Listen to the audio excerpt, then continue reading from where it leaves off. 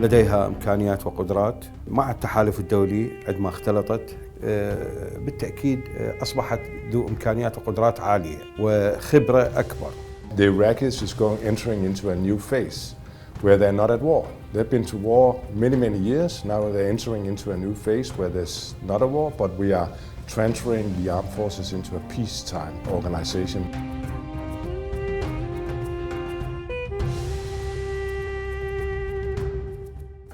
يعني داعش منظمة إرهابية، وداعش هي إفرازات الإرهاب اللي انتشر في الفترة الأخيرة في كافة دول العالم، وداعش يمثل أخطر مراحل الإرهاب في العالم.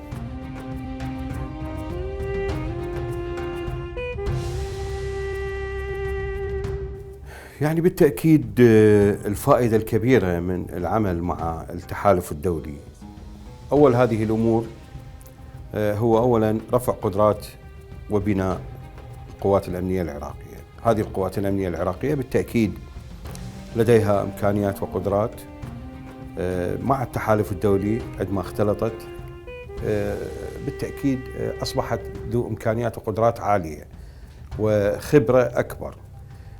أكثر من 70 دولة فيها جيوش مختلفة، لكل جيش إلى إمكانيته وقدرته وخبرته في القتال. عندما تعمل مع القوات الأمنية العراقية هذه الخبرات المجتمعة بالتأكيد راح تخرج بنتيجة أنه القوات الأمنية العراقية استفادت من عدة مدارس قتالية، وهذه المدارس وظفتها لصالحها واستطاعت بتضحياتها وبجهودها من النهوض بالواقع الأمني وكذلك دحر تنظيم داعش الإرهابي، وبذلك أصبحت لديها إمكانيات وقدرات عالية نتيجة لعملها مع المجتمع الدولي أو مع قوات التحالف الدولي.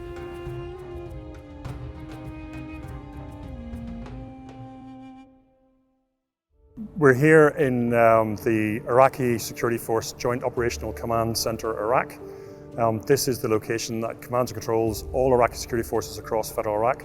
It's also the forward headquarters of the Combined Joint Task Force for Operation Inherent Resolve, which is the 78-nation coalition to maintain the enduring defeat of Daesh. All of the coalition locations in Iraq are now Iraqi bases. And so over the last 12 months, we've transitioned from coalition bases to Iraqi security force bases. We are hosted by them. They are our partners. We're here at their invitation. We have two primary maneuver platforms. We have a military advisory group and we have a special operations advisory group. And they advise at the operational level and they deliver capabilities to the Iraqis that are requested by the Iraqis.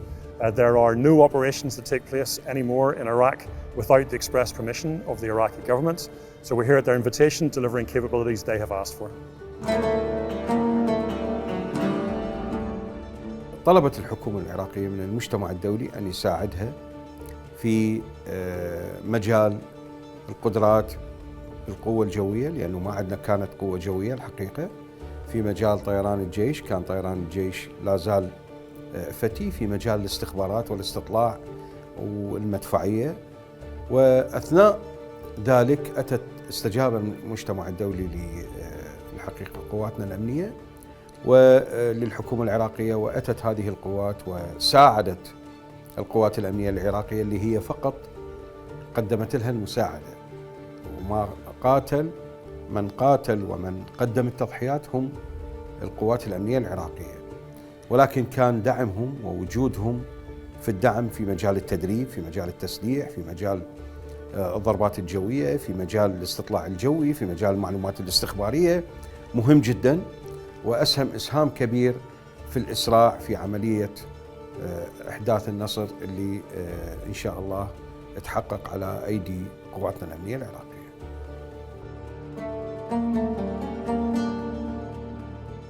So advising, assisting and practice means that we bring highly specialist advisors from over 30 troop contributing nations here to the JOC-I.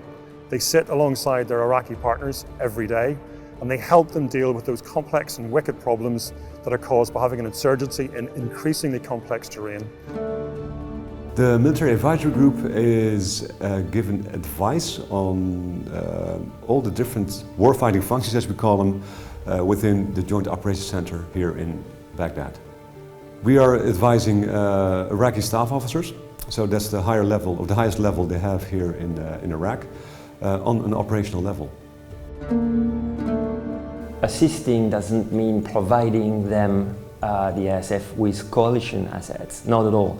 What the MAC does is we assist them in using more effectively their own assets, aircraft, weapons, you name it. Recently we've started to have been invited in what they call target decision boards, where they discuss targets, and that's when we come into play. That's when we look at it with them and try and advise and say, hey, this is how we could do it, because based on the weapons you have, your inventory, these are the effects you can actually generate, and that would be really interesting on that specific target.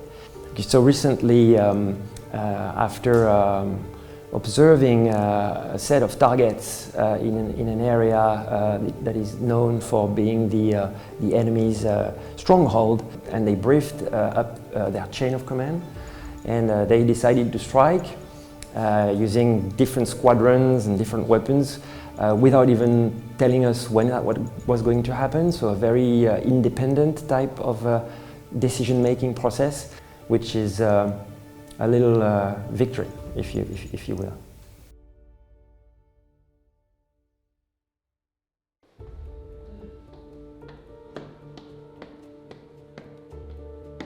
Yeah, my name is Michael Lوليسكارد. I'm a Lieutenant General, and I'm currently commander of the NATO mission in Iraq. First of all, I think we should start from the top. You know, we have agreed with the Ministry of Defense on some long-term objectives. What is it that we want to achieve? So we have, like, a little bit technical, we have like 14 long-term objectives that we are working in terms of training, in terms of human resources management, in terms of women, peace and security, in terms of anti-corruption and so on. NATO mission in Iraq is to provide capacity building, so it is about long-term achievements. So we are focused on this and not on short-term achievements. Therefore, it's, let's say, crucial to involve our Iraqi interlocutors as much as possible. How do you man a force? How do you equip a force? How do you train a force? And that's kind of our key element. And we're looking a little bit more ahead, longer term perspective.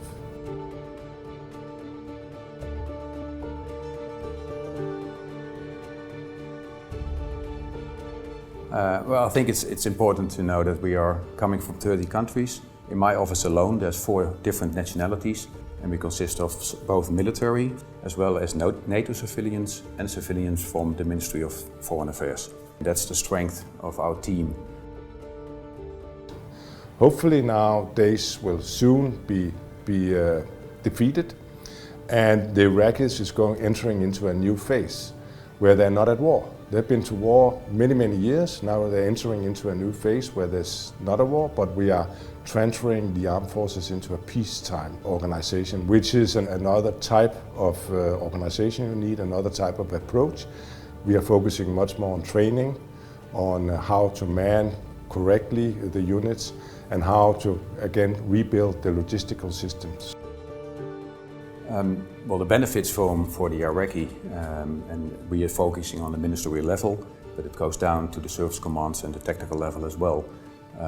We are looking with them together for their shortfalls, so their needs. It's important to know that the NMI is a mission on request of the Iraqi government, so we're working together with their shortfalls and their needs, and it should be their solutions as well. So I'm very keen on working with them together on solutions. We've learned in the past that if we provide them with our solutions, that might not fit in their tradition or in their system, the way of thinking. So it's important to connect with them and do it together.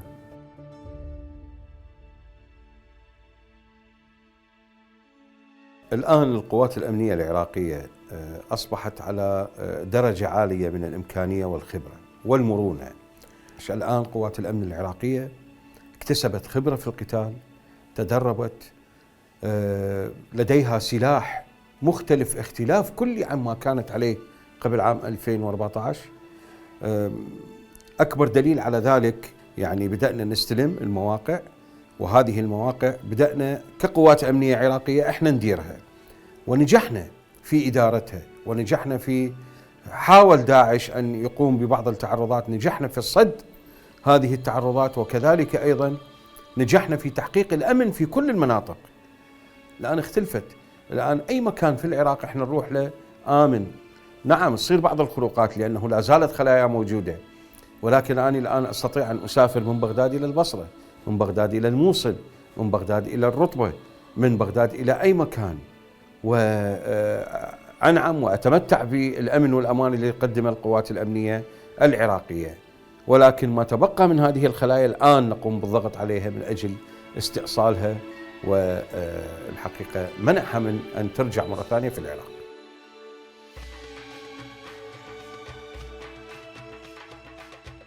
As a result of the US and Iraq strategic dialogue, there's an agreement that the coalition mission here will fully transition from a combat role to an advise and assist role by the 31st of December 2021.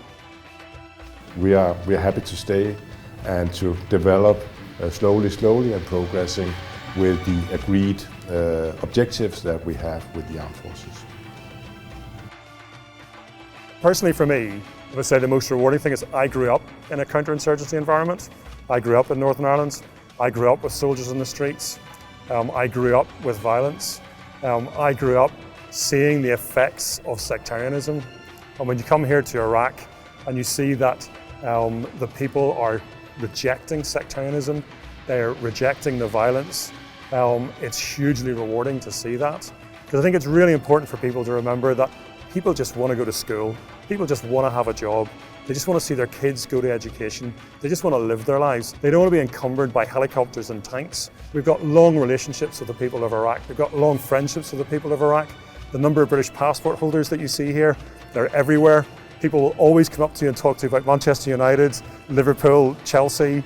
There's even people talk about cricket. So it's something that we should seize. It's our duty to pay it forward to them, and I genuinely take that really seriously. And so do all of the teams that are here as part of the CGTF OIR. That's really humbling.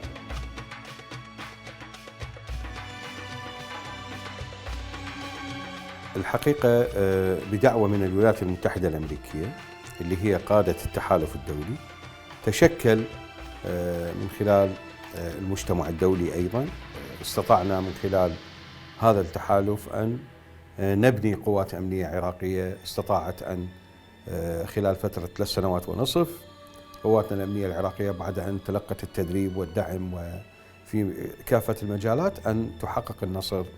وفعلا كحكومة عراقية وكشعب نقدم الشكر والعرفان لكل من ساهم في مساعدة قواتنا الأمنية وفي تحقيق النصر وساعد الشعب العراقي. أتمنى أن تنقل الرسالة إلى كل دول العالم بأنه العراق بلد آمن، بلد محب للسلام،